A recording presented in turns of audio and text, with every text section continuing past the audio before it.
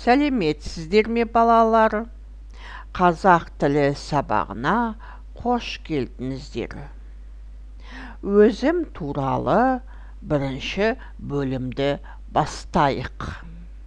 Сабақтың тақырыбы сәлем. Сенің атың кім? Сәлем. Привет. Hello. Сәлем, Айнұр. Сәлем, Аня. Сәлем, Санжар. Сәлем, Ваня. Сәлеметсіз бе, мұғалім? Сәлеметсіздер ме, балалар? Сенің атың кім? Менің атым Таня. Менің атым Асан.